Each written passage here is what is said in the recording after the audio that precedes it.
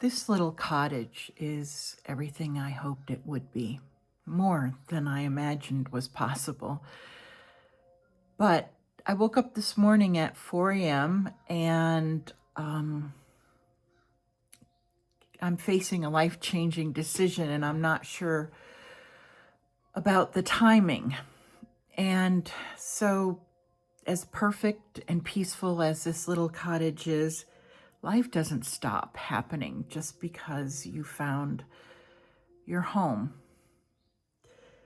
And yesterday, I posted a question in our community poll, and you all told me the same thing, that you're also in a time of waiting on God's timing and wondering about a big decision or a dream that you're waiting to happen. So I'm going to talk to you today about how I handle these situations.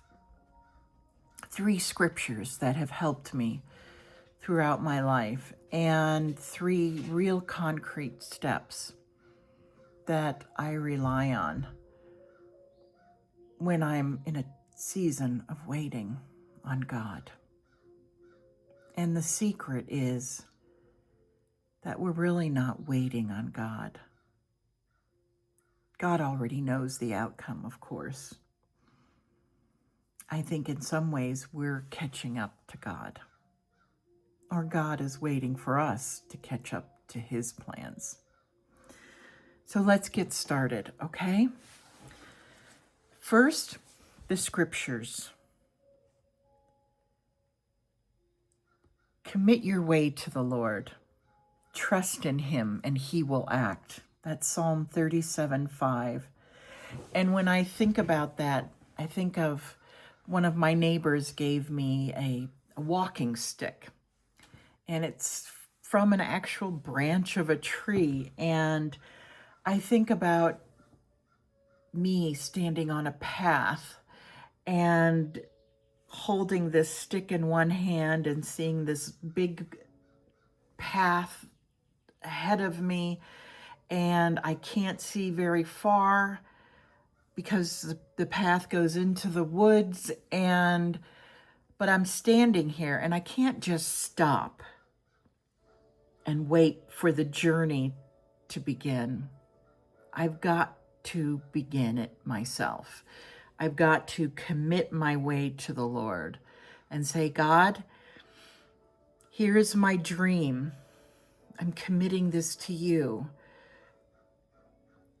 And then I have to trust in him and know that God will act, know that God will be with me on this journey. But I've got to get going.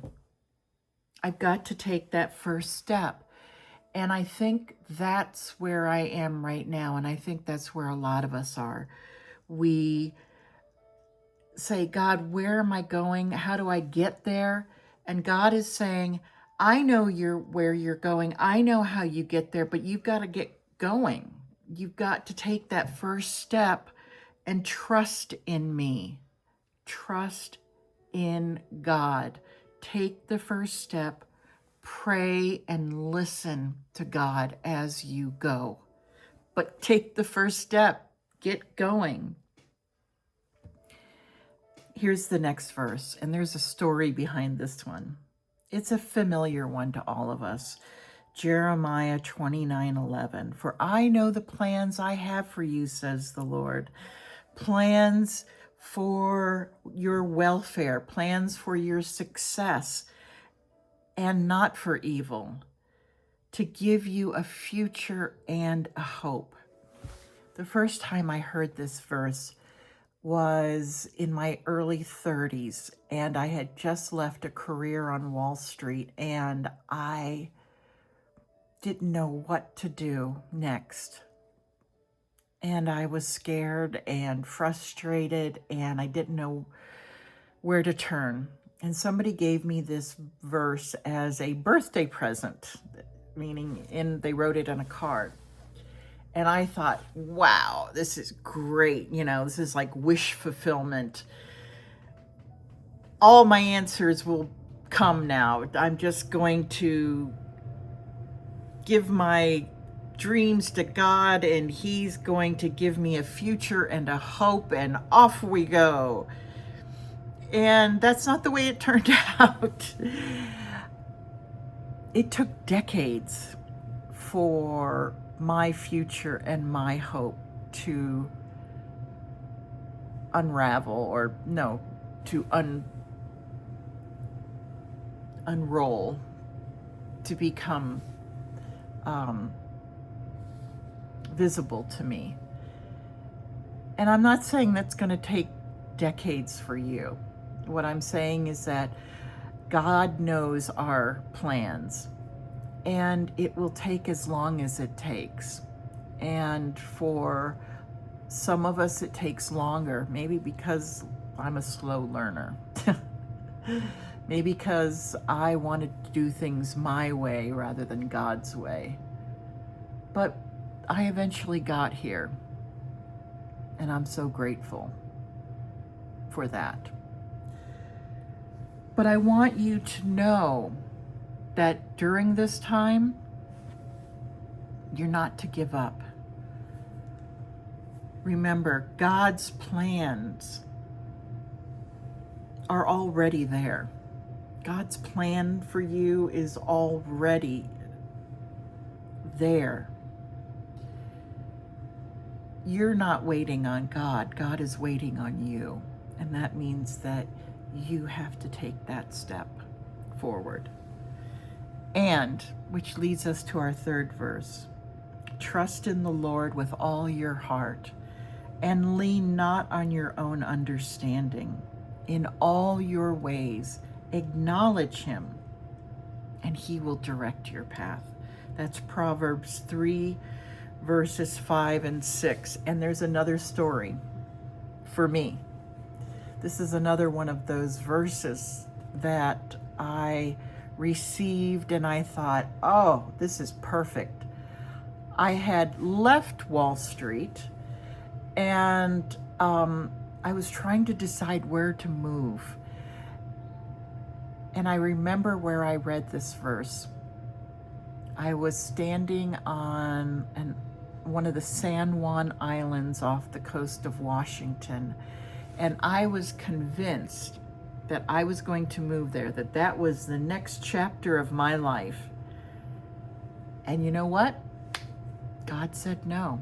That door closed. I couldn't push it open. That door closed. And I couldn't understand it. I said, God, look, it says trust in the Lord with all your heart and lean not on your own understanding. I said, I'm trusting. And God said, but you didn't read the second half where it says, lean not on your own understanding. God will direct your paths. And he has. And even now, 30 years later, I went back to that island off the coast of Washington State, because I thought, well, you know, maybe now is the time to move here.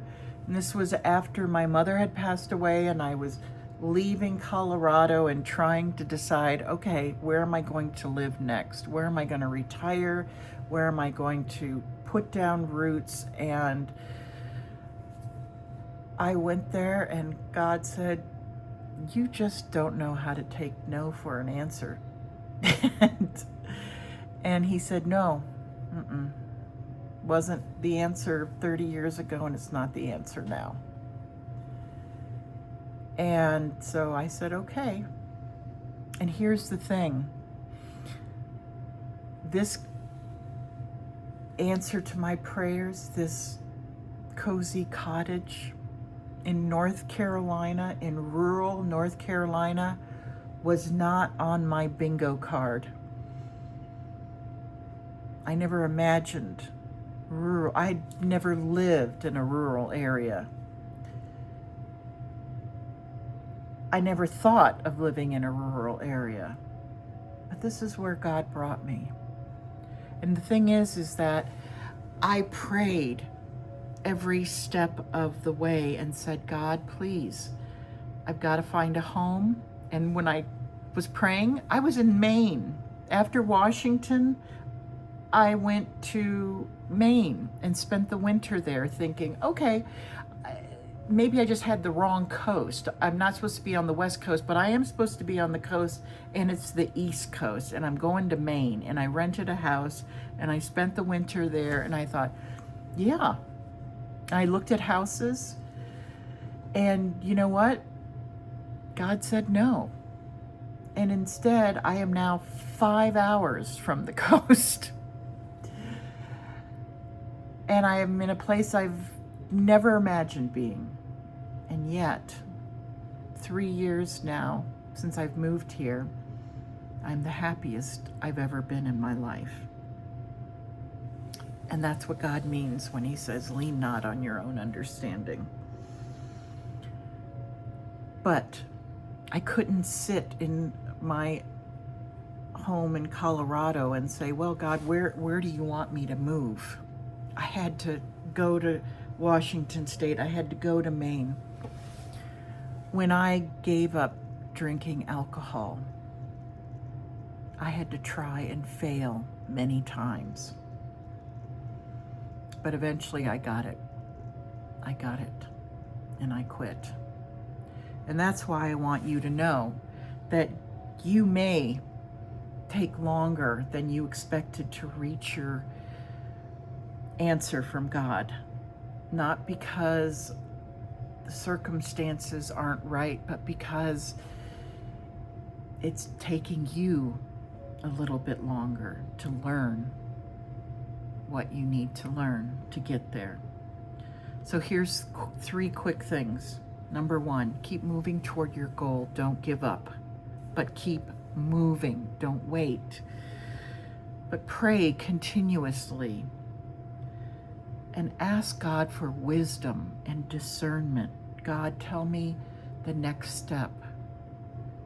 Tell me the next step, and keep moving forward. And when one door closes, don't stop.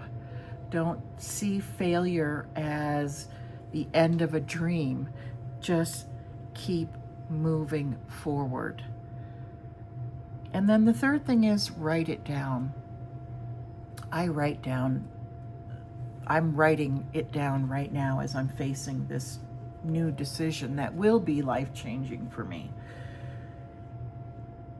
And I'm writing it down for 2 reasons. One is because that helps me. Writing in a journal helps me to process my feelings when I'm facing a decision. And the second reason is because I want to see God's hand, a year from now. I want to be able to look back at this time and say, that's what God wanted me to do. That was God's hand in my life. And also talk to people. Yesterday I had a wonderful conversation with my sister-in-law, and it made such a difference in my life, in this decision-making process. She gave me some wisdom that I needed to hear, and that has been very helpful to me right now. And when you wake up in the middle of the night, as I did, just instead of worrying, say, God, I'm here. I'm listening. Speak to me. And be quiet. When God says, be still and know that I am God, I believe he's not saying, stop moving. I believe he's saying, listen. Listen. Listen for God's plan. So, I want you to know that you're not alone. God hasn't forgotten you. You're not behind. You're not too old. It's not too late. As somebody said in our comments this morning, it's not the end of your sentence. Your story is not over. God's timing is perfect, even if you can't see the end of the story. So I want to hear from you. Tell me in the comments, what are you trusting God for right now? Leave a comment below. I love hearing from you. I love responding to your comments. I love the community that we're building. So thank you so much for being here. God bless you, and I'll see you next Thursday.